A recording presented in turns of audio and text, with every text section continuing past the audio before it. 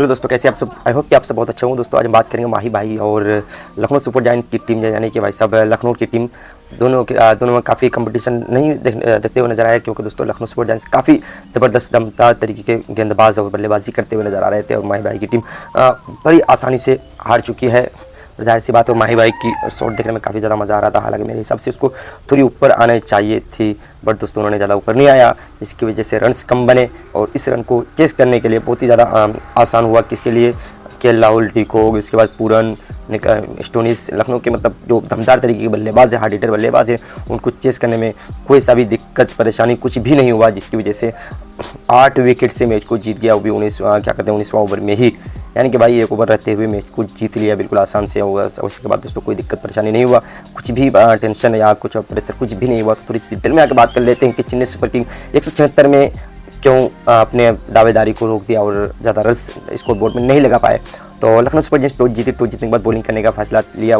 उनके लिए उनका निर्णय बहुत ही अच्छा था और पहले बल्लेबाजी का गेंदबाजी करते हुए जब चेन्नई सुपर किंग की अजिंक्य रहाणे और सचिन रविंद्र आए, तो जिस तरह से पहले वो दोनों ऋतुराज गायकवाड और सचिन रविंद्र पहले अप्रोच के साथ बैटिंग करते हुए आ रहे थे, वो अप्रोच नज़र नहीं आ रहा है मुझे। और इसी के साथ दोस्तों 36 रन खेलते हैं अजिंक्य रहाणे और सचिन रविंद्र, जो काफ़ी दमदार तरीके के प्लेयर है, उसको मोहसिन खान बॉल कर देता है। उसके बाद दोस्तों वो 0 रन पे चला जाता है। उसके बाद दोस्तों ऋतुराज गायकवाड वो 17 रन, वो मेरा जब टॉप पर 1 डाउन में आता है, वो भी बंदा नहीं चलता है। उसके बाद बात करें रविंद्र जडेजा आ जाते हैं। उसके बाद वो 17 ओवर की पारी खेलते हैं और पारी को बिल्कुल अच्छे तरीके से समाप्ते हैं भाई साहब। और बात करें शुभम दुबे, जो हार्ड हिटर बल्लेबाज हैं, वो आज उनकी हार्ड हिटर वाली काम नहीं आती। न समीर रिजवी, उसको इम्पैक्ट पे बुलाया जाता है, वो भी कुछ खास कर्मा धर्मा नहीं कर पाता। उसके बाद मोइन अली आता है, मोइन अली वो 30 रन की इनिंग खेलता है, बिल्डअप करता है, थोड़ी सी पार्टनरशिप। उसके बाद दोस्तों एमएस धोनी जी आते हैं। उसके बाद दोस्तों वो 9 पे 28 रन, यानी कि भाई एज अ फिनिशर सबसे ज़बरदस्त फिनिशर है और इससे फिनिशर हमारे इंडिया को मिलने वाला नहीं है।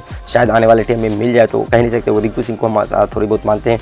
तो भाई साहब धोनी ने 2 छक्के लगाए, 3 चौके लगाए। उसके बाद 300 प्लस के स्ट्राइक में मार रहे थे, काफ़ी दमदार तरीके का लग रहा था। तो दोस्तों उनके तरह को बल्लेबाज है ही नहीं, क्योंकि दोस्तों जहाँ गेंदबाज की जाए उनको वो 6 या 4 बाउंड्रीज तो लगाते ही, वो कन्फर्म नहीं है। उसके बाद दोस्तों मैच फिनिश होता है 176 पे। उनका गेंदबाज के बारे में बात कर लेते हैं। लखनऊ सुपर जायंट की मैट हेनरी 3 पे 26, 0 विकेट। उसके मोहसिन खान 1 विकेट निकालते हैं, यश ठाकुर 1 विकेट उन्होंने निकालते हैं, कुणाल पांड्या वो 2 विकेट निकालते हैं। उसके बाद रवि बिश्नोई को आज थोड़ा बहुत पीट जाता है और वो 1 विकेट वो निकालता है और स्टोनिस 1 विकेट ये निकालता है। उसके बाद दोस्तों अब इस रन को 176 का लक्ष्य पीछा करते हुए जब आते हैं कौन? Lucknow super giants. तो डिकॉक आए, यानी कि भाई पिछले 2 मैच या 3 मैच में नहीं चला था, बट दोस्तों इनमें वो कसर पूरी कर दी उन्होंने आकर के ज़बरदस्त तरीके से पार्टनरशिप किया और इसके साथ 43 पे 54 रन को उन्होंने ठोक दे चली गई। उसके 5 चौके 1 छक्के लगाए। केएल राहुल की बारे में बात किया तो ये कैप्टनसी वाली पारी खेल दी। पिछले कई मैचों से ये भी नहीं चला था और इस मैच में वो दावेदारी अपनी दिखाई कि भाई हम कैप्टन हैं तो हमको चलना तो पड़ेगा, हमको हमारा चलना बहुत ही ज़्यादा इंपॉर्टेंट है, जो टीम के लिए बहुत ही ज़्यादा ज़रूरत है। और उन्होंने अपनी दावेदारी सेट की दिखाई और उसके बाद दोस्तों वो 82 रन की पारी खेले। न्यूक्लियस पूरन आए 12 पे 23, मतलब जब केएल राहुल गए तो उनको भेज दिए, क्योंकि दोस्तों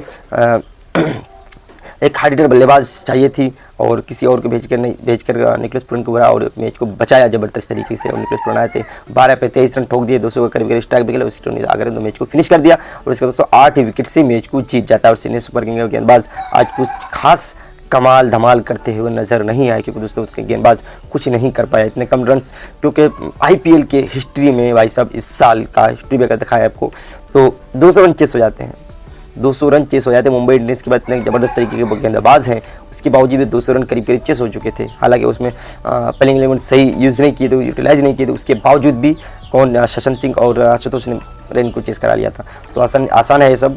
200 रन चेसेबल हो सकता है अगर आपके पास बल्लेबाज ज़बरदस्त तरीके का हार्ड हिटर बल्लेबाज हो, तो आप लोग ज़बरदस्त तरीके से प्रहार कर सकते हैं और अपनी टीम को एक बड़ी जीत दिला सकते हैं। 200 रन चेस कर सकते हैं, कोई दिक्कत नहीं। RR ने किया है, वो भी केकेआर के सामने 223 किया था, उन्होंने 224 इन्होंने चेस कर लिया। तो मतलब तो उसका मतलब ये पता चलता है कि भाई साहब रन चेसेबल हो सकता है, 200-250 रन चेसेबल हो जाता है।